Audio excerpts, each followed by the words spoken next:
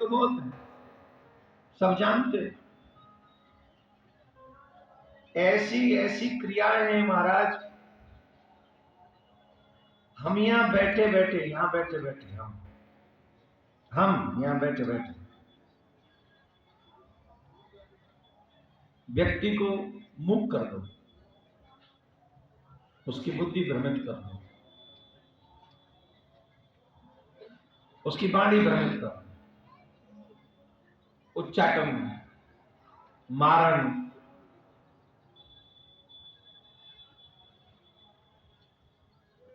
क्या संभव नहीं है।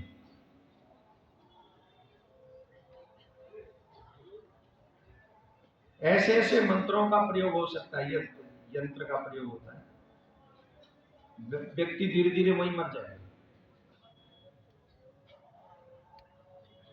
और ऐसे दो चार लोगों को मैं जानता हूं, उसका फल भी मैंने देखा।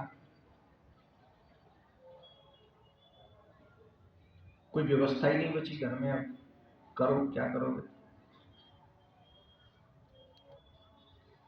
कोई भी सिद्धि भगवान की तरफ ले जाए तो बहुत अच्छी है, और कोई भी सिद्धि सिर्फ अपनी ख्याति बढ़ाए, अपने लिए ही रहे, तो हमको लगता नहीं कि वो सिद्धि है। वो सिद्धि बाधा है, लोक के लिए भी बाधा है, परलोक के लिए भी बाधा है। हमने ऐसे दो चार लोगों को देखा है कि छोटी मोटी सिद्धि के बाद बहुत प्रचार प्रसार हो जाता है, इतना प्रचार प्रसार हो जाता है कि खुद के लिए भी खाने का समय नहीं। जब अकेले में कभी बैठते, कभी पूछ लो, अलग चीजें समझ में आती। ये हम सिर्फ आपको समझाने का प्रयास कर रहे हैं। शास्त्रों में तो है, यंत्र भी है, तंत्र भी है, मंत्र भी। ये यहाँ शंकर भगवान ने तीनों विषयों पे बोला। अभी मां सती को तीनों विषय की बात बताई, मंत्र, तंत्र और यंत्र। लेकिन वैष्णवों के लिए सबसे बेस्ट ऑप्शन है मंत्र ऑप्शन, जो किसी का बुरा नहीं करता है, लेकिन अगर तुम्हारे मंत्र में विश्वास है तो वो मंत्र तुम्हारा बुरा होने भी नहीं देता।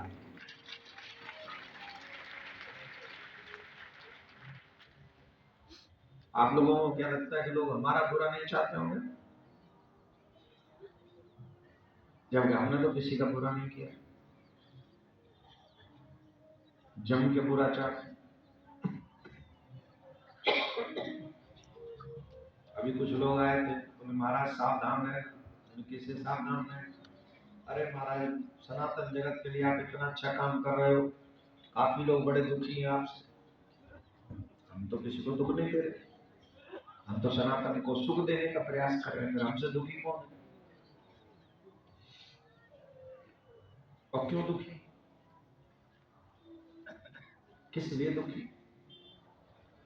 सच्चा सनातनी कभी दुखी नहीं हो सकता हमारे इस प्रयास से। तो नकलियों की फिर क्या चिंता करें, उनको तो प्रणाम ही करें। जयराम जी, जो असली सनातनी होगा, जिसने हिंदू माँ का दूध पिया होगा, वो तो इससे कभी नाखुश नहीं हो सकता। जिसने माँ का दूध ही नहीं पिया, बोतल का दूध पिया, उसकी कोई गारंटी नहीं। जिसने हिंदू माँ का दूध पिया होगा, वो तो ये चाह रहा होगा कि जल्दी हो जाए।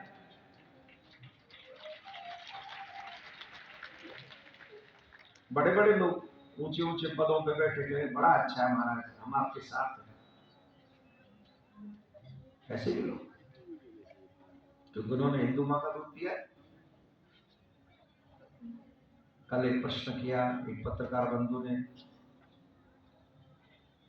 पढ़े लिखे लोग कहते हैं ये लोग कथावाचक हैं, इनको कथा करनी चाहिए, इन्हें क्या जरूरत है ये सब करने की।